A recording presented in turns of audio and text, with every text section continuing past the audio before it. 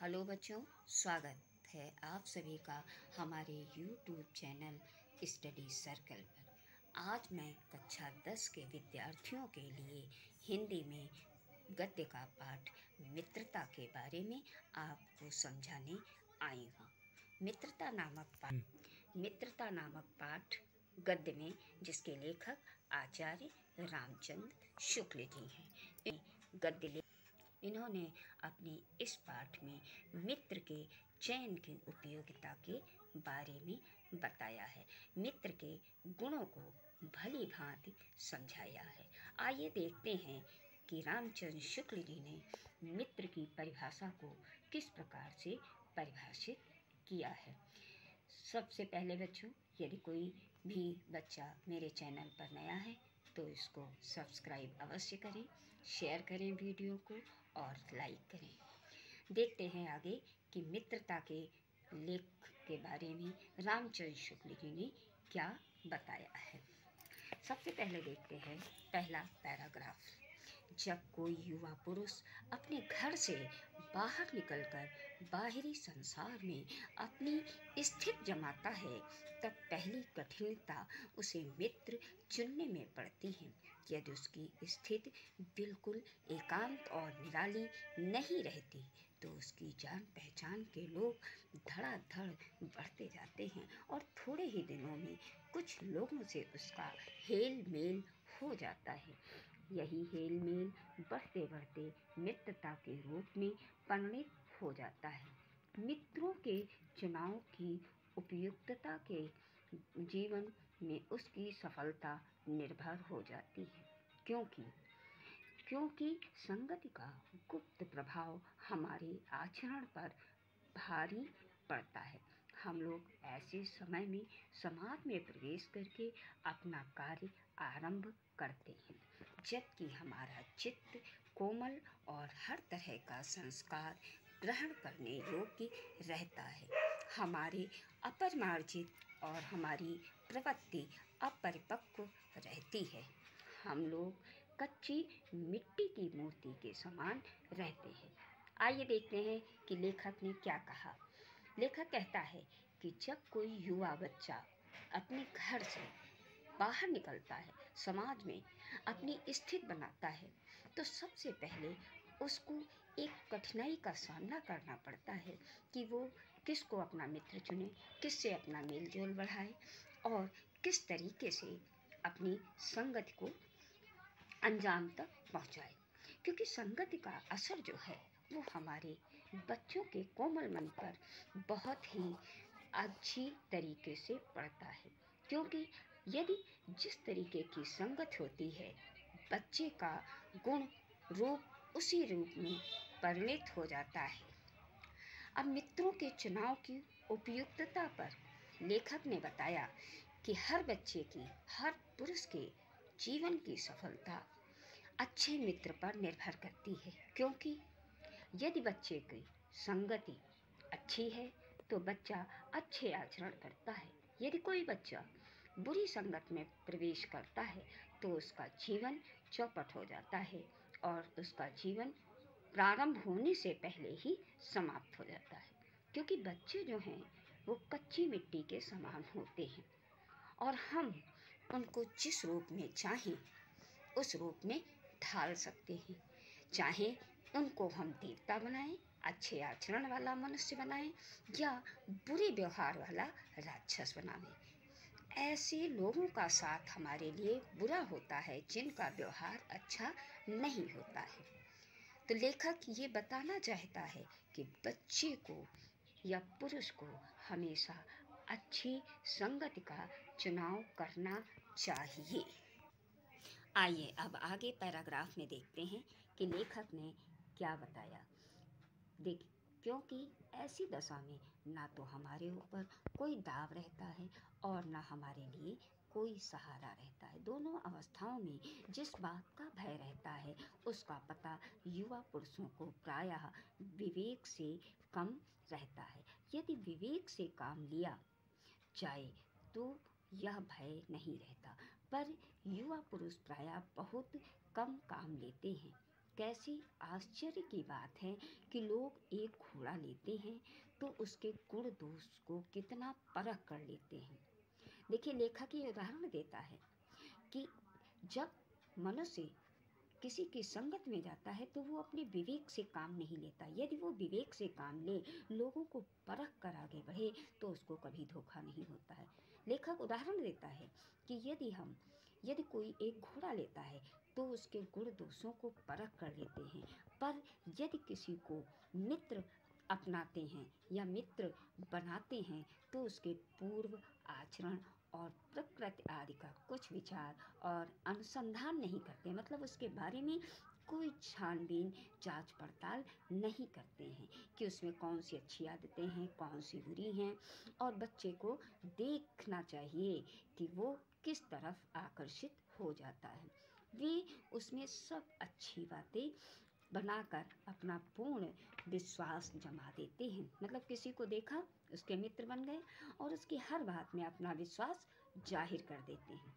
हंसमुख चेहरा, बातचीत का ढंग, थोड़ी चतुराई या साहस, ये ही दो चार बातें किसी में देखकर लोग चटपट उसे अपना लेते हैं और उसके अंदर की गुण को कभी देखने की कोशिश नहीं करते हैं कि ये व्यक्ति किस तरीके का सोचता है, इसकी संगत कैसी है, इसका व्यवहार कैसा है।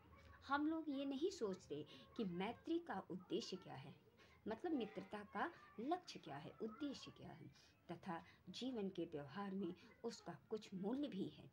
ऐसा नहीं है कि किसी को भी मित्र बना लिया, उससे अपनी हर बातें शेयर कर ली, उसको अपने व्यवहार में ले आए और उसके ही पद चिन्हों पर हम चलने लगे।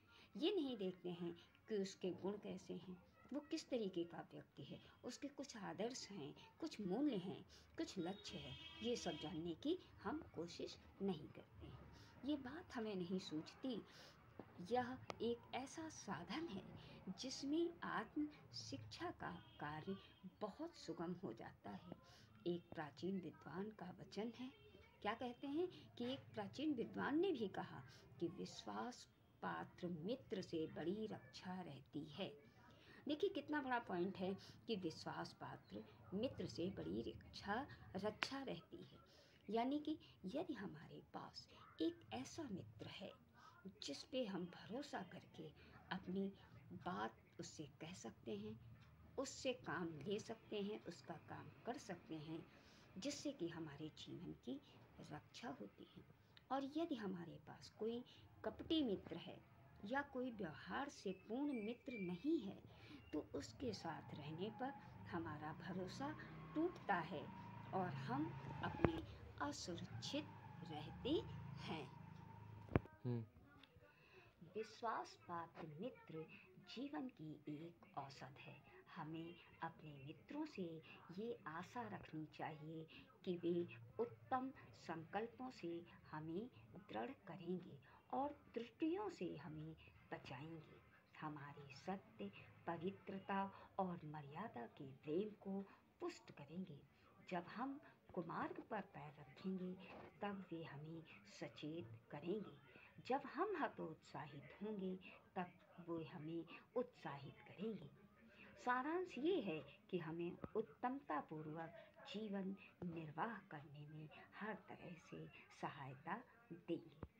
सच्ची मित्रता में उत्तम से उत्तम वैद्य किसी निपुणता और परख होती है।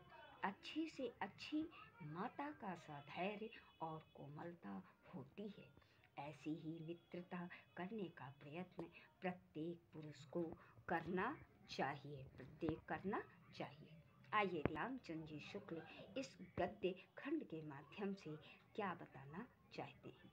देखिए बच्चों, आचार्य रामचंद्र जी शुक्ल जी का कहना है कि जिस प्रकार अच्छी औषध आपके शरीर को अनेक प्रकार के रोगों से बचाकर जीवन को स्वस्थ बना देती है, उसी प्रकार विश्वसनीय या विश्वासपात्र मित्र अनेक बुराइयों से बचाकर हमारे जीवन को उन्नत सुंदर बनाता है।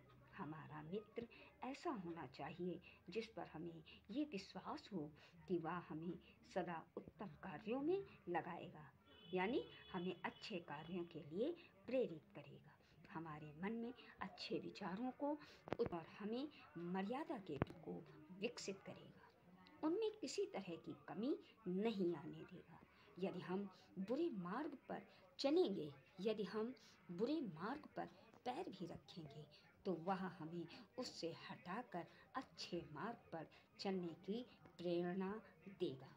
और जब हम कभी हमें उद्देश्यों के प्रति निराशा उत्पन्न होगी, तो वह आशा का संचार करके अच्छे कार्यों के प्रति हमारा उत्साह बढ़ाएगा।